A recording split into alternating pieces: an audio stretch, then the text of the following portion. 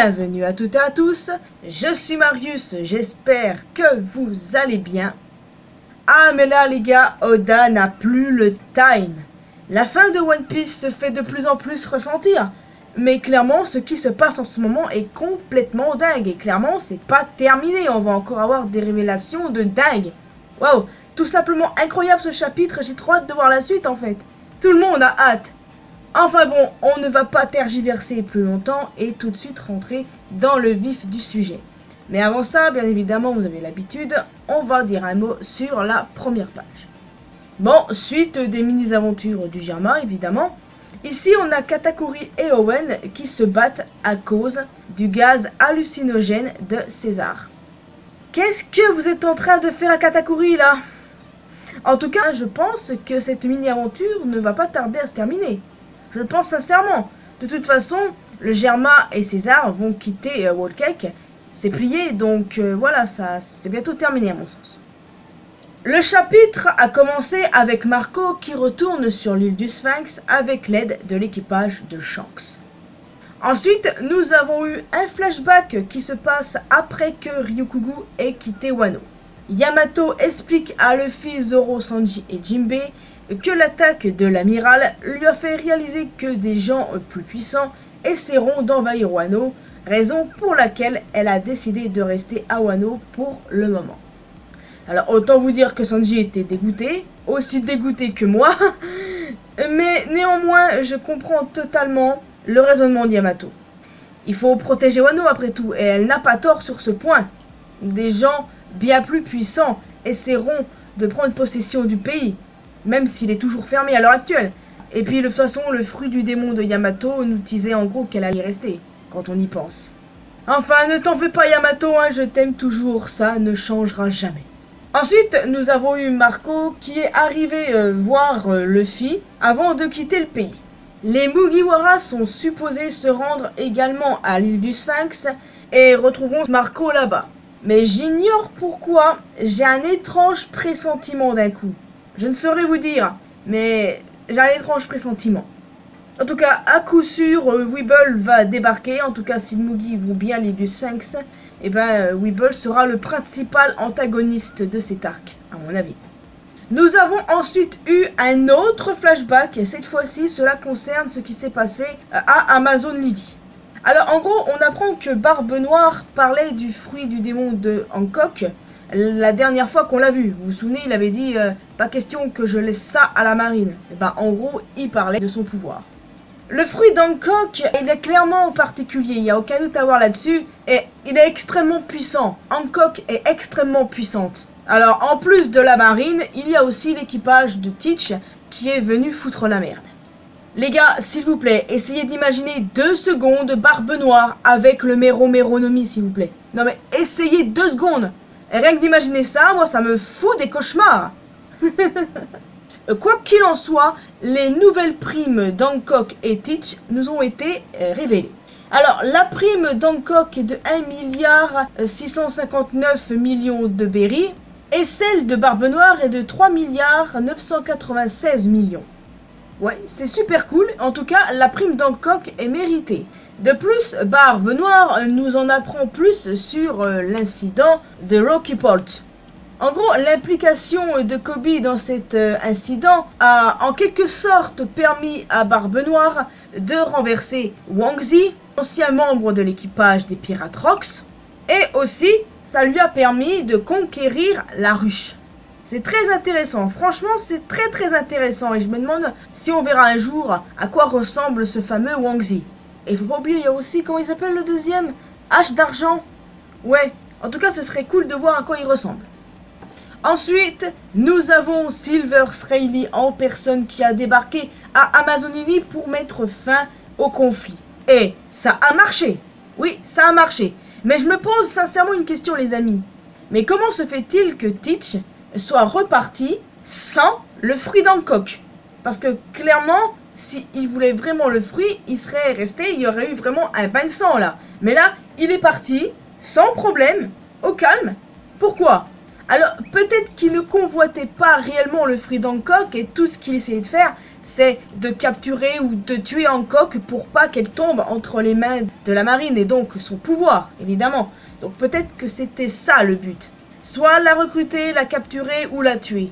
Parce que sinon, clairement, si le Meronomi était convoité, Barbe Noire aurait tout fait pour l'obtenir. C'est assez évident. Donc il y a clairement quelque chose là-dessous.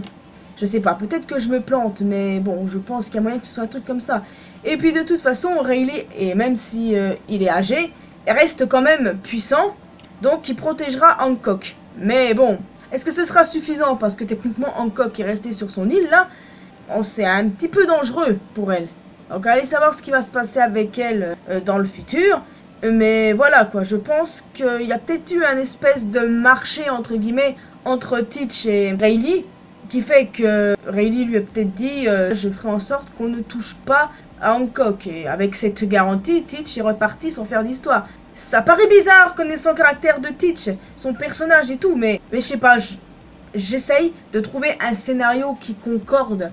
Parce qu'encore une fois, Teach, s'il convoitait réellement le fruit d'Hancock, il ne serait pas reparti sans. Donc à voir ce qui va se passer par la suite et si on apprend plus. Et avant de parler de la fin du chapitre, bien évidemment, qui concerne Hancock mais aussi Koby, parlons des Séraphins. Et ces nouveaux pacifistas qui remplacent les Shichibukai, ils ont les caractéristiques des Lunaria. Donc en gros, la peau mate, les cheveux blancs et aussi les ailes noires. Et encore plus fou, ce sont les clones des Shichibukai quand ils étaient enfants. Ici, on a pu voir celui de Hancock et celui de Mihawk. Donc on a forcément un de Doffy, de Baggy, de Crocodile, de Moria. Alors imaginez 2 secondes, ça ne s'applique pas qu'aux Shichibukai. Imaginez 2 secondes, on a les clones d'anciens pirates ou encore même de la marine, des amiraux. Imaginez ça 2 secondes. Ça serait un truc de malade. Je trouve le concept des Séraphins très intéressant, original et vachement inattendu. Parce que là, si vous m'aviez dit plusieurs mois en arrière, ouais, les nouveaux pacifistas, ce sont les Shichibukai, enfants qui ressemblent à des Lunaria. J'aurais fait. Mais bien sûr, parle toujours mon gars. Ouais, bah en vrai, bah là. Non, mais vous m'auriez vraiment dit ça plusieurs mois en arrière. Bah, je vous aurais ri au nez. Et clairement, je suis pas la seule. Mais franchement, le concept est intéressant et j'ai hâte d'en savoir plus. Et du coup, si ça s'applique qu'aux Shichibukai, ou si ça concerne d'autres pirates ou la marine. Donc ça m'intrigue vachement. N'hésitez pas à me dire ce que vous en pensez. Alors, on quitte complètement les flashbacks, la fin du chapitre, met en avant Rayleigh et Shaki à Amazonie. Et là, nous apprenons 2 choses, les amis. La première, Shaki se révèle être une ancienne impératrice Kuja et l'ancienne capitaine des pirates Kuja d'il y a 2 générations. Donc en gros, pour résumer le truc, on a eu Mamignon, Shaki, une impératrice inconnue qui est morte de la maladie de l'amour, et Hancock. Pourquoi n'y ai-je pas pensé plus tôt pour Shaki? Je veux dire, ça paraît évident quand il repense en profondeur, quoi. Notamment la présence de Rayleigh à Amazonie, pourquoi il était accepté? Parce qu'il est le mari d'une ancienne impératrice. Pourquoi j'y ai pas pensé plus tôt? Enfin, quoi qu'il en soit, maintenant, il reste une question. Est-ce que Shaki a quand même fait partie des Pirate Rocks? Bah, vu que Oda l'a sous-entendu, je pense que oui. Après tout, Big Mom, en tant que capitaine des pirates de Big Mom, a bien fait partie de cet équipage. Donc, pourquoi pas Shaki aussi? Puis je doute qu'Oda nous aurait indiqué une erreur comme ça. C'est pas du tout son genre, ça. Et après, nous apprenons la deuxième chose. Koby a été capturé par Barbe Noire. Koby passe sa vie à être capturé par des pirates, c'est un truc de ouf. Bon, maintenant, reste à savoir ce que Oda prévoit de faire avec lui. Il y a très peu de chances que Luffy fasse de nouveau une mission sauvetage. Donc, qui sauvera Koby? Qu'est-ce que Barbe Noire va faire de lui? Je n'en sais rien. Peut-être que Kuzan va agir. Aucune idée, hein, mais bon. Peut-être. J'y pense. J'y pense grandement que Kuzan puisse faire quelque chose. Ça reste à voir et voilà. Trop de questions encore hein, suite à ce scan. Hein. En tout cas, j'ai vraiment la hype de fou. N'hésitez pas à me dire ce que vous en pensez. Qu'est-ce qui va arriver à Koby? Qu'est-ce qui s'est passé pour que Barbe Noire parte d'Amazonie sans faire d'histoire et surtout sans le Fridancock? Parce que ça m'intrigue pas mal, mais bon. Dans tous les cas les amis, il est temps pour moi de vous laisser ici. J'espère que vous avez apprécié cette vidéo. N'hésitez pas à laisser un commentaire ainsi qu'un petit pouce bleu. Vous pouvez aussi me retrouver sur mes réseaux sociaux, Facebook, Twitter et Instagram. N'hésitez pas aussi à rejoindre la communauté mariusienne sur Discord si ce n'est pas encore fait. Et le plus important, abonnez-vous à cette chaîne ainsi qu'à ma chaîne secondaire pour que l'on puisse se retrouver dans une prochaine vidéo. Portez-vous bien les amis et vive One Piece!